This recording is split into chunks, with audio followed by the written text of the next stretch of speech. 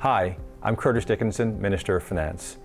Welcome to Bermuda Your Money, Your Future, a discussion on relevant financial topics. This program aims to equip you with the knowledge to better understand financial terminology and activities. This is an opportunity to expand your understanding of financial matters, and most importantly, we want to hear from you. Welcome, Bermuda. Your money, your future. My name is Kian Dickinson. I'm a content creator for Barmemes and also an e-channel specialist at Clarion Bank. And I'm excited to be a part of this 4-part video series, giving you a little bit of financial literacy.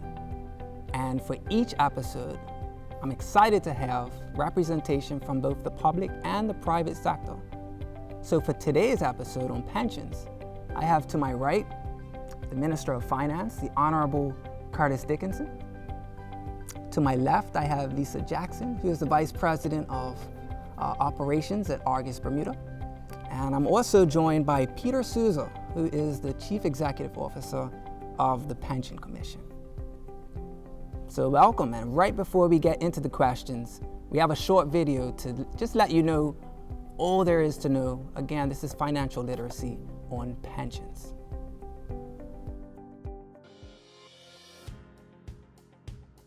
Recently, there's been a lot of discussions around pensions. But did you know, in Bermuda, employers are required by law to provide a pension plan for their employees? So what is a pension? Most people have heard about a pension, but not everyone knows how saving into a private pension plan works and what benefit they can receive from it in the future. This short video is designed to explain how a defined contribution pension plan works and why it's so important. For many of us, our day-to-day expenses are covered by our salaries. But when we retire, we no longer earn a salary. So how do our bills continue to be paid? How can we afford the dream vacation we've been planning? Or how will some of our healthcare costs be covered? Well, that's where your pension comes in. Think of a pension simply as a savings and retirement fund. After each payday, both you and your employer contribute funds into your plan, which is administered by a local pension plan administrator. The administrator then invests that money for you in assets with the aim to grow its value over time. When you retire, the assets and income derived from those assets will be used to pay your monthly pension payment. The earlier you start, the better you'll be financially when you retire. So please don't wait. Even a small contribution while you're young could become really large by the time you retire. Now I know what you're asking. How much will I receive when I retire? The truth is, that amount will vary for each person depending on several factors, including the amount you've contributed, how long you've been contributing, and the performance of the investments. Another benefit of a registered pension plan is the funds go directly to your named beneficiary in the event of your death before you turn 65. There is no government tax on the funds and no lengthy estate settlement procedures required. It's important to note that although your government social insurance payments are designed to assist you during your retirement years, they won't by itself be enough to maintain your standard of living, particularly as we on average are living better, more active, and longer lives. The government also recognizes the importance of saving for retirement, and therefore, the contributions made towards your pension plan are exempt from payroll tax. So there you have it, a brief understanding of a pension plan and its benefits, investment growth, a healthy savings for your retirement, and the tax relief benefits. For more information, please contact the Pension Commission office at info@pensioncommission.bm.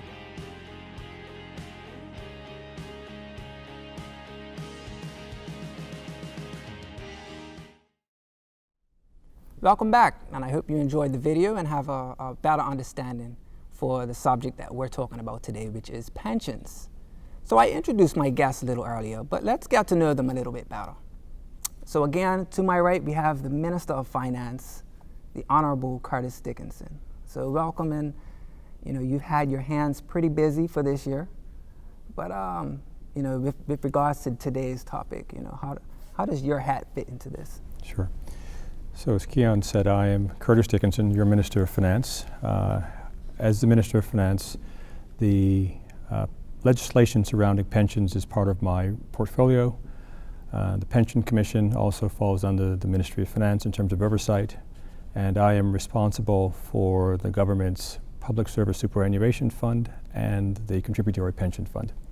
So those funds that are responsible for providing, in the case of the PSSF, retirement benefits to retired public servants, and in the case of the Contributory Pension Fund, the social insurance pension that persons receive when they reach retirement age.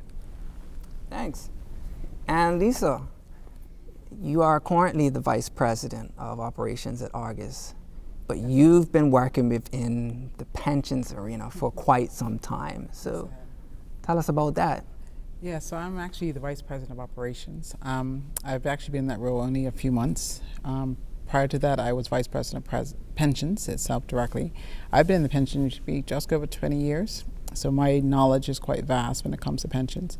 I have a team of, my operational role that I've taken on is actually encompassive of pensions and group insurance and treasury. So it is a different discipline for myself after all these years of pensions, but I'm looking forward to the challenge. My pension team is approximately 15 people, very qualified, very compassionate team for pensions, and we enjoy it. So I'm looking forward to this discussion, to see where it goes.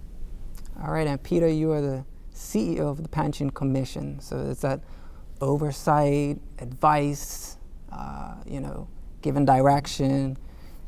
What's your role in all of this? A bit of all of the above. Yeah. So at the Commission, we're responsible for ensuring that the National Pension Scheme legislation is carried out, and the day-to-day operations and management responsibilities falls to me under the direction of the Board of Governors. As the Minister said, it falls under his responsibility and reporting.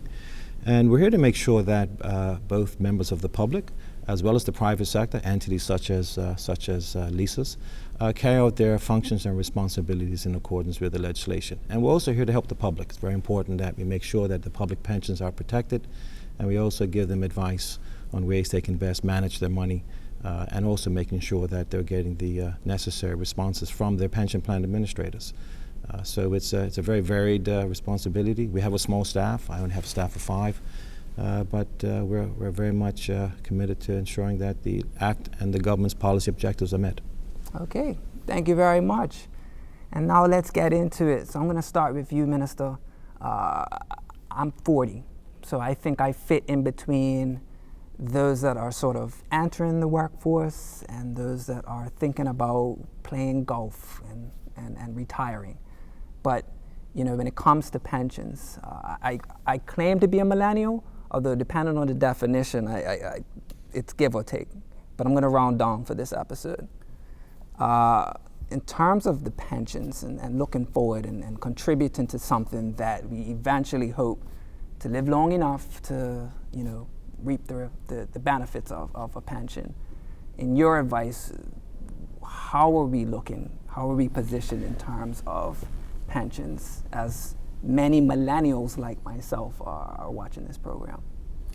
Well, so pensions in Bermuda are a fairly young product. I think the legislation came into effect in 2000, so it's about 20 years old, relatively young. I think that there are older regimes in parts east and parts west. Notwithstanding, I think it is a very important thing for people to take advantage of during their working years. In finance, we talk about the power of the concept of compounding. And so I would advise people to start young, to invest their monies in their pensions. If they can, put aside a little extra. I think most people, especially millennials, think they're invincible and that they're going to live forever. And if that's the case, then you want to be able to be prepared to sustain yourself in your later years, forever. And so my view is that you should take advantage of the opportunity to put the money away and to lock it away early. Your employer has an obligation to match. So out of the box, you get 100% return on your money. Those funds are then invested in the market, and over time, you develop a nest egg that can sustain you in your later years. Lisa, is there any difference when we talk about pensions from the private sector? Actually, no. Private, and I agree with everything the minister said regarding the whole importance of putting money aside early. You know, people fail to realize that when you're in your 20s, they don't think about retirement because they're so young. But that's the best time to look at putting monies in. And it's not just the mandatory 5 and 5 that the legislation put in effect in 2000. It's actually putting that extra 1%, 2% over time. We at Argus can assist people in showing what that would look like if you put an extra $100 in a month, or the fact that you increase your payroll deduction by an extra 2%, to give you an idea of what that would look like in material-wise. And I think people need to learn to put money in earlier, so that when they get to close to the 55, 60, and they're not shocked at the balance of their accounts, that they would have realized that I've actually done good by myself by doing this. So I totally agree with the fact that you need to put in as early as possible and think forward thinking versus about now. Okay, and Mr. Fabler actually asked that question, you know, around the fact that he's wondering, for the millennials, is his pension fund going to be solvent for when he reaches 65? Peter, do you get a lot of questions around this topic coming in? Because you know, your body represents a platform for the public to ask these types of questions. I think there is some confusion sometimes between sort of the government pension plan, social insurance plan, as well as the private plans that we deal with. And one of the good features in the legislation on the private side is that these assets have to be held separately and distinctly from the assets of the employer. So that provides that added protection for plan members, because those assets are not under the direct control of an employer. If the employer should, heaven forbid, not be operating anymore, those assets are protected and held by an administrator in a very safe and secure way. Okay. Well, we're going to take a short break right now, and we're going to come back with our second segment. We have even more questions that have come in from people that are very interested on today's topic, which is pensions. So don't move, stay right where you are. We'll be right back after another short video.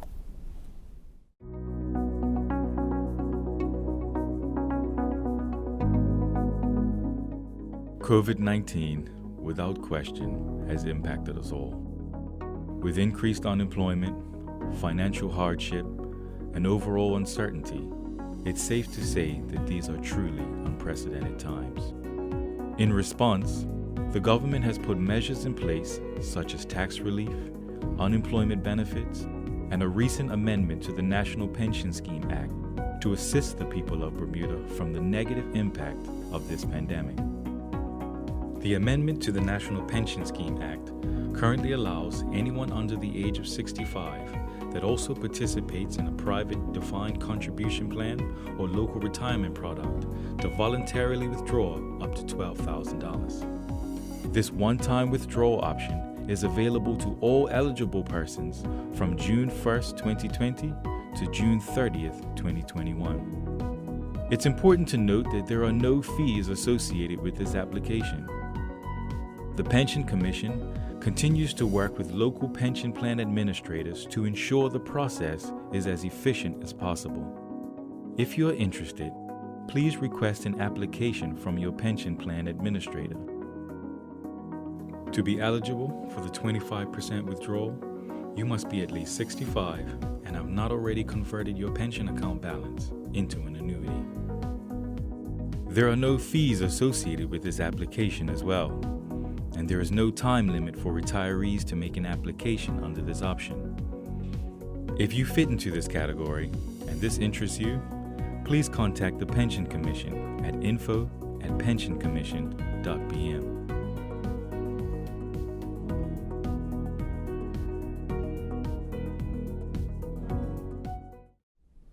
Welcome back, Bermuda. Your money, your future. And just now, we just went over a pension withdrawal policy video that explains all of that legislation. But we're going to dive a little bit deeper into that in just a couple moments. Before that, we outline everything there is to know pretty much locally about what a pension is. And again, I'm joined by an exciting panel today, which includes the Minister of Finance, the Honorable Curtis Dickinson, also Lisa Jackson, who is the Vice President of Operations at Argus Bermuda, and also Peter Souza, who is the CEO of the Pension Commission. And so when it comes to the pension withdrawal policy, 2020 has been one for the record books. To anyone that has to write about this year, it's going to be a whole essay. But I'm assuming that this particular legislation at this particular time was a result of what we're all going through right now. And so I'll start with the minister. Am I right to assume that this policy at this time was a direct result of the fact that so many people right now are needing assistance, and having this as an option was one of those things that you've made available? Well, I would say that our pension regime has been one that is flexible and that is current and that has always, over the course of the last several years, had provisions in it to provide for withdrawals based on hardship and people's circumstances. This year we have added to the options available to people as a direct result of the pandemic and the profoundly negative impact that it has had on our economy. I think as of late last week, statistics that I'd seen had shown that we had paid about $43 million to 10,000 people who were unemployed in Bermuda. And so what we were trying to do with the COVID withdrawal option is to allow people in defined contribution plans to access their pension funds in as much as they had a hardship or a need for accessing liquidity as a way to provide some sort of relief. This impact of this pandemic is, we haven't been able to quantify it yet. It is still ongoing. And in as much as we can provide some sort of relief without the government having to borrow, I think it's a good thing. Is there any precedent for this sort of, this legislation? Well, Bermuda is not alone in having created the option for people to be able to access their pension funds. I think you've seen actions like this in the United States, in Europe, in Caribbean countries as well. And I think governments around the world are trying to be as accommodating as they can be in light of the unprecedented impact that COVID-19 has had on the global economy. And so in as much as they don't have to borrow money and they can allow people access to their rainy day funds, because that's what a pension really is, it's kind of for your latter years and for rainy day, then I think that helps to create liquidity while also preserving dry powder for the government to kind of act in different ways. Okay. And Lisa, from the private sector point of view, how have you seen your clients, the people that you serve that have been putting into their pensions react as a result of this new pension withdrawal policy? The volume has been unprecedented, like the minister said. We've had, in the month that we've had about 2,300 applications. People are taking it for various reasons, some taking it for need, and we definitely don't discount that. But we did, as a company, decide to make communication to people so they can really stop and think about these monies, because it is affecting your pension, especially if you're closer to 65, and especially if you already had a small balance. As the minister mentioned earlier, the legislation is relatively new. 20 years is not a long time to be investing in a pension, so even as small as a $12,000 withdrawal in some instances can actually impact persons when it comes to retirement and affect that monthly income that they could be entitled to. And also to the fact that this is just another item that actually has been taken from the pension. When the legislation came into effect in 2010 for the financial hardships, we saw many people to start taking financial hardships. And you're allowed to take financial hardships twice in a lifetime, 5 years between the two. And then those same people will come back 5 years later. So if you're looking at taking 2 withdrawals in the last 10 years, and now you've got another 12,000 coming out, and then you're over at age 65, and then you have the opportunity to take your small pensions, you could be depleting your account pretty good. So we're mindful that it's about education. Definitely recognize the fact that people have a need, and we will definitely support that, but we also want people to stop and think before they actually take the monies out. So this has been completely unprecedented as far as the amount of money coming out and the volume, but we totally understand. And I went on your website, I actually see a very good frequently asked questions sort of section that gives a lot of important information. Yeah. And then Peter, of course, this legislation doesn't come about in a silo. So the pension commission would play a huge role in trying to advise and help to formulate this legislation. So very much so, very much so. I mean, the minister does rely on us for advice on these matters, and we provide him with different options that he can use as part of his overall approach. And one of the things that Lisa and the minister mentioned, I think is useful to put in context, is that at the end of December 2019, we had about $4.1 billion in assets. So although, as Lisa mentioned, the demand has been significant, thousands of individuals, both for the $12,000 refund as well as for the 25% refund for those that are 65 or older, it still represents a very, very small amount compared to the overall assets in the plan. And so that's a good thing in terms of sustainability, and heaven forbid we never have this again, but there's an opportunity for individuals to hopefully to recapture and regain potential losses and refunds. But the plans are in good health, and that bodes well for the future. Minister, this policy has been, a very good support for those looking to do stuff in the short term right now. What are some of the long-term effects of this policy? Well, I think, people have to look at the initiative for what it is. It is intended to be a temporary measure to provide liquidity, short-term relief. And I think part of the reason why I am so drawn to the initiative behind this series of programs is, as the minister, I get all kinds of communication from citizens with respect to a wide range of financial issues. And I've had a number of cases where people have complained to me about their pensions and not knowing what's in them, or their monies haven't been contributed. And I figured out for myself that there's an obligation for the employer to do their bit, but there's also an obligation for the employee to do their bit. And part of my routine quarterly is to look at my statements, and I want to help people understand that they have a responsibility to themselves. And in speaking about responsibility to themselves, when you decide to take the money out, it should be with the intention of trying to put it back.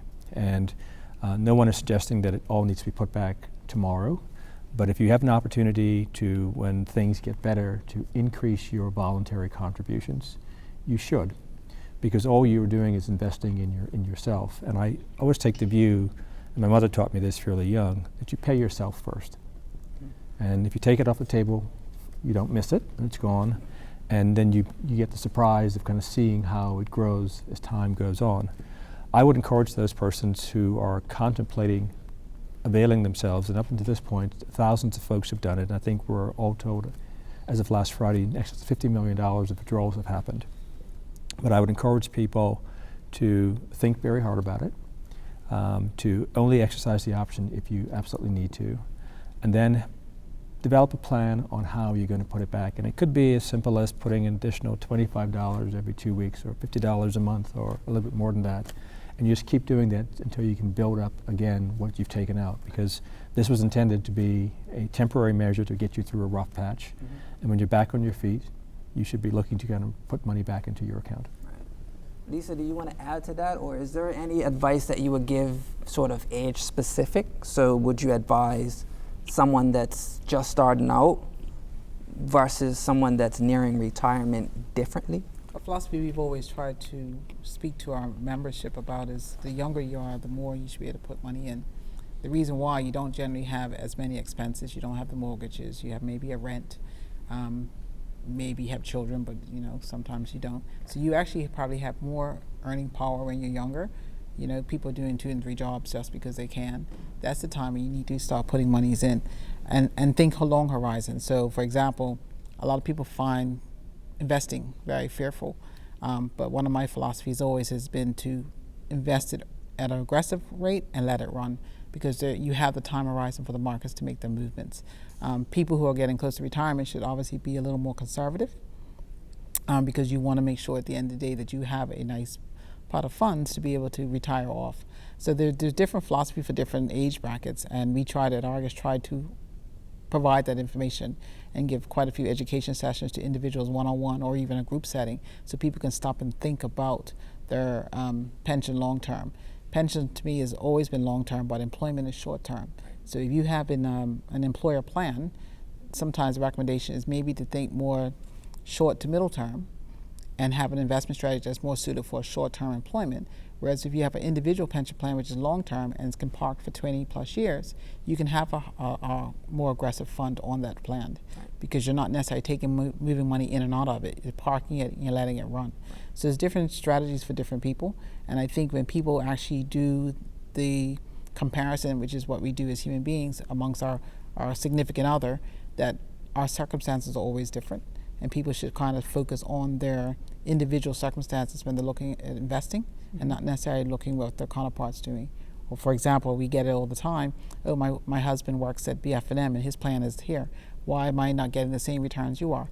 You can't compare apples and oranges. Right. You know, every one of our, as administrators, are all very different in our structures and our very philosophies in our investments, and people need to think of that. Okay, thank you for that. You're welcome. And of course, we had the video to kick off this segment. We've had a great discussion. Education is important, as you just mentioned a little while ago. Peter, of course, the email that you can send if you have any questions and you're watching this program is info@pensioncommission.bm. I'm assuming it goes to your team.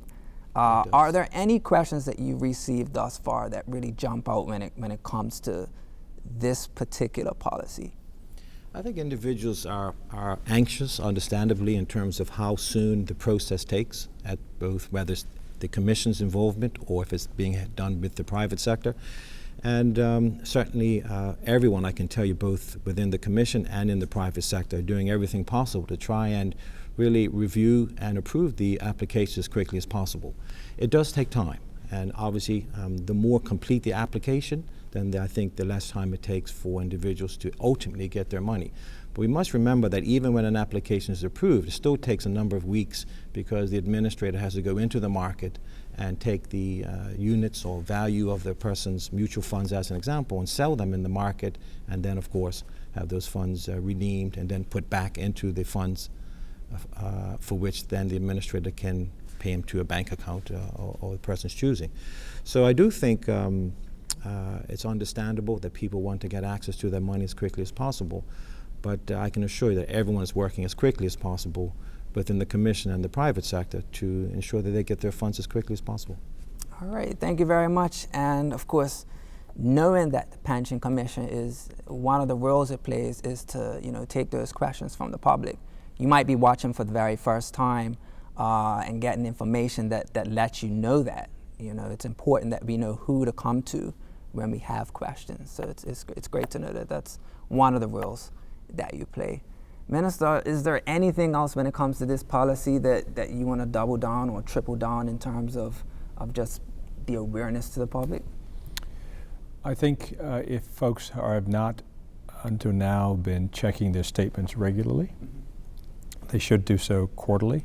I think most of the administrators locally also have portals, so folks can go online and see the status of their accounts at a regular basis.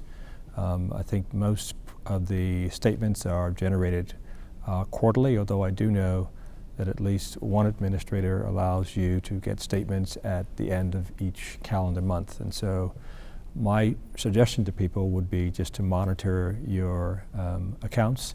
You'll be surprised how quickly it grows and how easily your money can work for you. Right. And as Minister of Finance, you do that pretty often. I do it regularly. Yeah. So before I moved back to Bermuda, I lived in the United States for a number of years, and my former employer was Wachovia Bank, which was bought by Wells Fargo. My Wells Fargo pension shows up when I open up my bank account at Wells Fargo. Mm-hmm. So I can see on a daily basis how that happens, how my account moves. I can tell you that in the early days of 2020, when the markets were choppy, it was a little distressing. Yeah. But things have recovered, and I just think it's a good practice to get in just to kind of know where you stand financially on a regular basis. And so as part of doing better is kind of knowing better, and knowing where you stand is actually helpful. And do you feel, that the measures taken have started to really do what it's intended? I mean, these have been very, I don't know if you've slept very much in the last few months with your role, but having this legislation passed and being able to allow people to now access those funds. I think part of my job is creating solutions. Yeah. And in as much as folks were having challenges because of loss of work or an inability, so a number of folks have second and third jobs, and the supplemental income is very important to the maintaining of their lifestyles. During the course of the shelter in place, people were not allowed to go to the second and third jobs, and so I would expect that there would have been some fall off in their earning power. Being able to tap into your pensions, at least for the $12,500, gives people an opportunity to have some liquidity and to fix, at least temporarily, any challenges that they may have had. So I think on balance it is a positive. Now, I tend to be a bit of a strict adherent to the notion of pensions and that they should be preserved for your retirement, but I can't afford to kind of let my own feelings about kind of philosophy get in the way of a practical solution during a time when we have had unprecedented economic decline. All right, thank you very much, Minister. And of course, if you just turned on your TV or you're watching this online, today's episode, Bermuda Your Money, Your Future, is all about pensions. And we've talked about pensions in general. We've just talked about the pension withdrawal policy. But we're going to come back and answer some of your questions that we got beforehand. And I hope we can give you even more clarity to this important subject. So we'll be right back. Bermuda, Your Money, Your Future.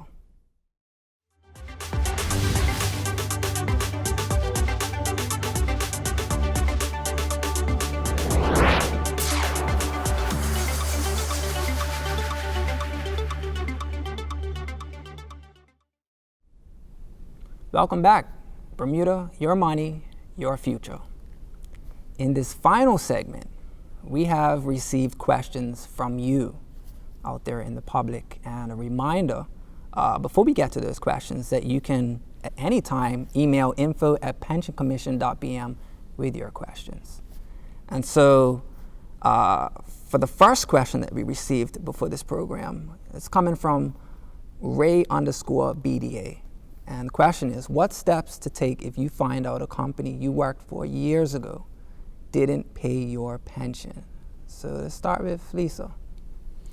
Well, I guess you have to look at it, what do you call years ago? So anything after 2000, the law states the fact that any private employer needs to have a pension plan for their employees. So we would actually work with the employer to see if we can get those monies in and set up a plan for them. And then we will correspond that with the Pension Commission to assist in trying to help with that employer. The challenge that you would have, obviously, is that if a member didn't contribute to a plan for those many years, that the employer has an obligation to pay those back contributions, but the member does not.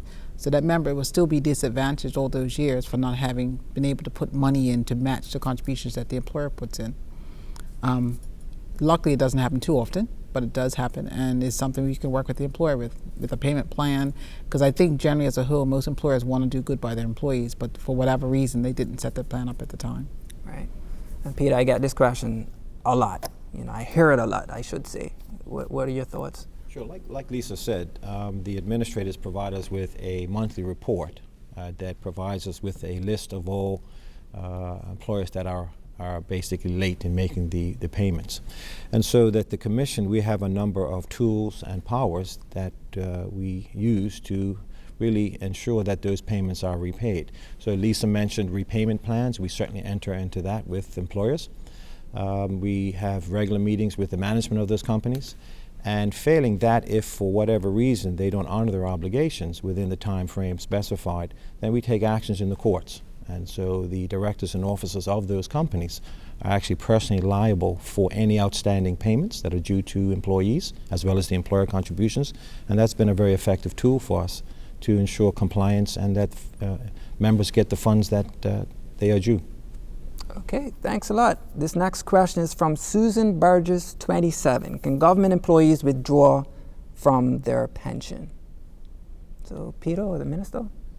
As a general matter, government employees are not allowed to withdraw from their pensions. However, there are instances where withdrawals are allowed in the event of a hardship, and there are 5 broad categories. For medical expenses, for rental arrearages, for mortgage arrearages, for educational expenses, and for funeral expenses. Okay. This next question is from Wonderful 8Me. And the question is, when a person dies before pension age of 65, what happens to their contributions? Lisa? So generally what happens is that when you're an active member of a group pension plan, or even if you have an individual plan, we actually specifically ask for a beneficiary in the case that you pass away. So if you pass away before the age of 65 and you've stated a beneficiary, then the beneficiary would receive the balance of your account that's entitled to you, or entitled to them as a beneficiary. What happens for people over 65, depending on which retirement benefit they've chosen, then the beneficiary will get it in accordance to the retirement option they chose at 65. So there's always a beneficiary attached to the plans that you sign up for. And that's why it's very important, as the minister mentioned earlier, about your statement. Not a matter of just looking at the statement for the financial impact, but to make sure everything's up to date. Your contact information, your beneficiary information. If you're married, you have children, your children have gone of age, or sadly enough something's happened to one of them. You need to keep that in mind too when you're looking at your statement. Okay. And that'll be what you've contributed up until that time. Correct. Okay. And the final question, coming from Candy_Rain. It's a song, actually. 98. Might have been actually in 98 when that song came out. But Candy_Rain 98_ would like to know, can you withdraw from your public-private pension when you're 65 plus, when you're over the age of 65? So that's when I say public and private, this person is asking for both instances. So maybe we'll start with you, Minister. So 65 plus, the retirement age in the private sector is 65, so no withdrawals, but you can withdraw your pension. Right. So you're eligible to take your proceeds and put them either in a retirement product or an annuity, and then you're also allowed to take 25% as a lump sum upon your retirement. Okay. Lisa? In the private sector, it's not much different. There's two options for retirement, and at 65 you can actually purchase an annuity, which is a fixed income for the rest of your life, or what we call a drawdown account. What a drawdown account actually specifies is the fact that the majority of your money stays invested in the principal, and then you're actually now a predetermined calculation is provided, so you can actually withdraw down, for example, 7% over a year, and you get a monthly income. Both of those products are approved by the Pension Commission, and those are the 2 options that are available at 65. The 25% lump sum would have to be determined prior to you doing the drawdown. So basically, when you retire, you're allowed to take 25% based off the recent legislation. You do that 25%, and then the balance is actually what you use to purchase your pension benefit. All right, and that does it for the questions that we've received in advance. Another reminder that you can email info@pensioncommission.bm to continue to send your questions when it comes to pensions. And that almost wraps up this episode of Pensions, but of course I'll throw it to our wonderful panelists that we've had today to give their final words. So we'll start with Peter. Well, thank you very much. It's certainly been a pleasure to be on the panel, and this is a very important topic, and we very much support the words or advice that the minister has given. It's your money. Don't wait until you're a day or two before you retire. You should be taking an active interest in your funds from the moment you start until the day that you finally decide to retire. Pay attention. Ask your pension plan administrators to make sure that they are providing you with timely information, making sure they are answering all the questions that you have, because at the end of the day, individuals who have worked 20, 30, 40 years. This is a very, very important part of their income for retirement, and in some cases the primary source of funds. And so certainly, we certainly are here to help in any way that we can. And if individuals do have any questions, please feel free to contact us, and we'll certainly do our best to help. Thank you. Thank you. And Lisa?